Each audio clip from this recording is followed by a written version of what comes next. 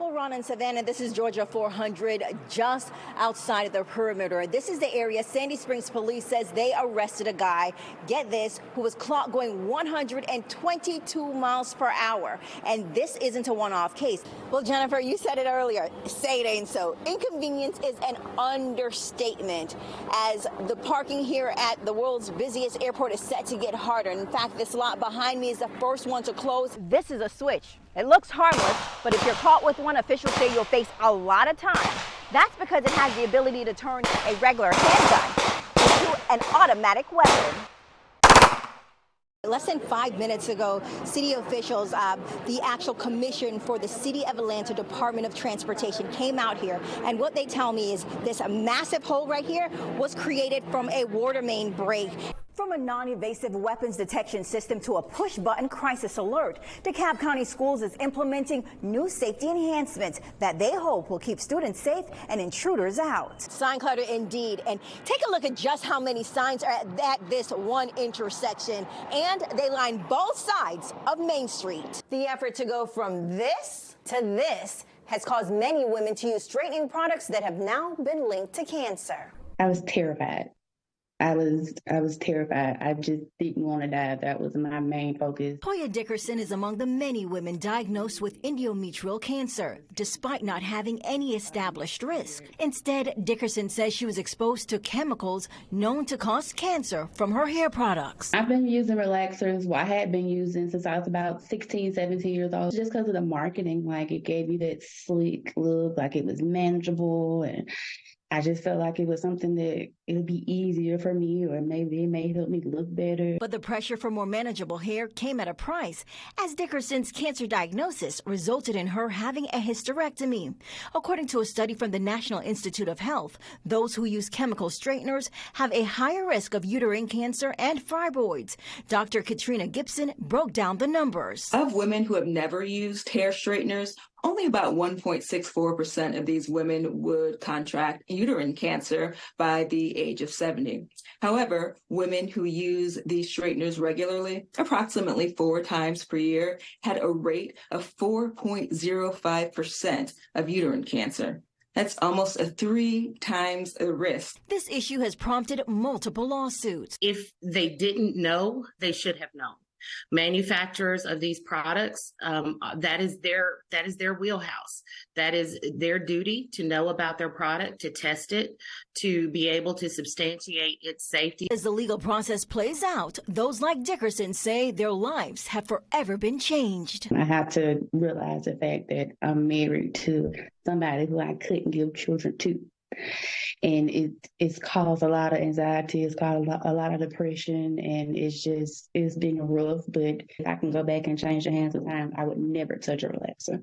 We're also told the FDA is now considering banning the use of formaldehyde in many hair products because it has been linked to cancer. Well, the attorney for May's family tells me this case will have statewide implications, putting jailers on notice that if they commit a crime against an inmate, they will be held responsible. What it does is the criminal case against the officers will resume.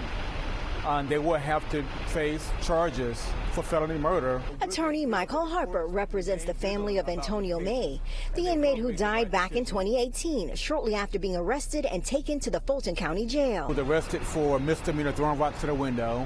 He goes to the jail and he refused to put clothes on, and for that he was tased and beaten and pepper sprayed, put in a restraint chair. His heart went out and he died. 6 jailers were indicted on murder charges in connection with May's death.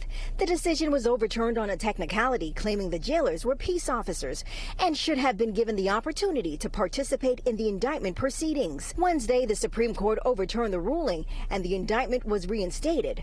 But Noah Pines, who represents one of the 6 jailers, says their fight isn't over. I'm still looking at the decision from the Supreme Court and will probably file a motion to reconsider, because I think there are some material facts that they admitted from their opinion. Pines admits getting the higher court to reconsider is an uphill battle.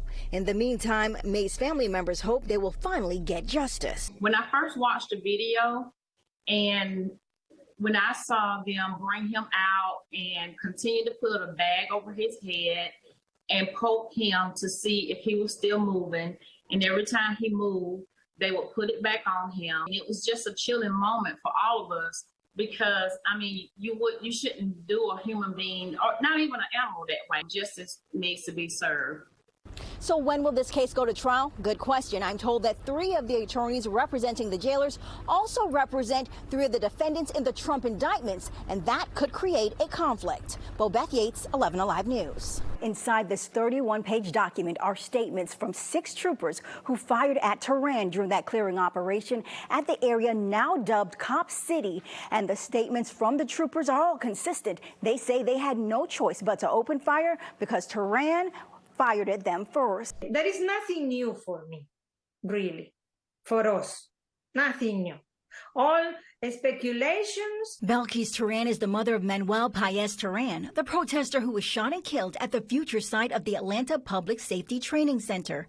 She's reacting to the 31-page investigation by the GBI into the incident. According to the document, when troopers approached the tent Manuel Paez was in, they asked Tehran to get out of the tent, but Tehran told troopers it was them who needed to leave.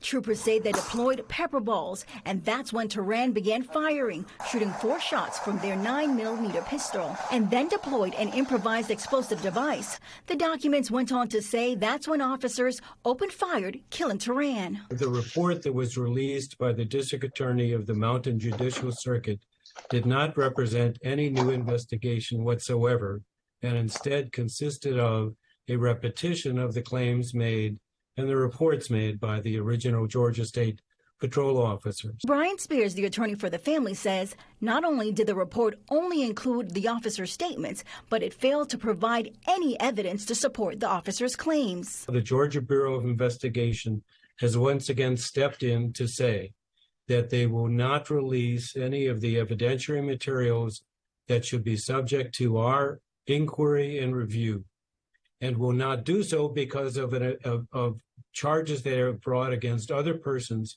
for other dates and other events that have nothing to do with the death of this young person.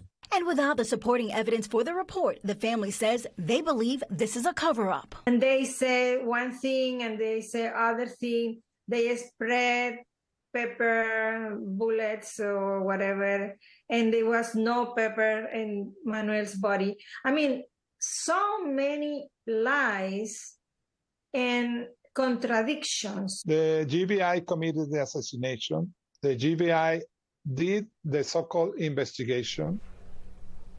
Now the family says they're now focused on healing, but their fight is not over. They say they will continue to fight for justice for their son. Sending it back to you guys.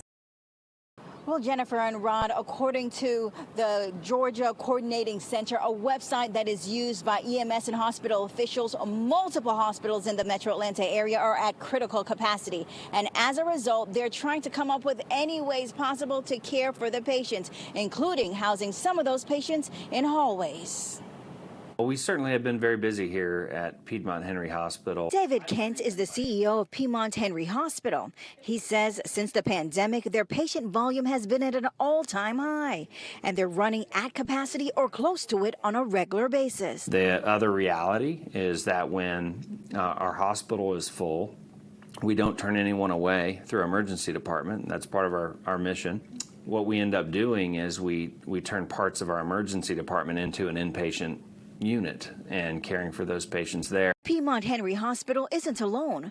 Georgia House Minority Leader James Beverly says it's happening all across the state. I mean, it's in Savannah, it's in Macon, it's everywhere. It's not just Atlanta that's having an overflow. And Beverly tells me the problem is being driven by multiple things. I mean, people are out of bed space. You couple that with, workforce shortages that have happened all over the state. And the reality is that, look, the governor has not extended health care benefits to all Georgians. And that is really the crux of the problem, right? Because people are now using emergency rooms as a place for preventative care because they don't have insurance. And while many hospitals have found short-term fixes to meet the demand, for example, using hallways for extra space, Piedmont Henry Hospital says they're working on a long-term solution with the construction of a new hospital tower. So we're going to be breaking ground at the most likely in January of of 2024. It's going to be 96 beds and 3 more operating rooms. It's going to go a long way to serve not only people of Henry County, but this entire region for quite some time. We're really excited about it. Now, State Representative Beverly also tells me that Georgia choosing not to expand Medicaid and the closing of the Atlanta Medical Center all just kind of exasperated the problem, especially locally. And they say they're urging you to reach out to your state representative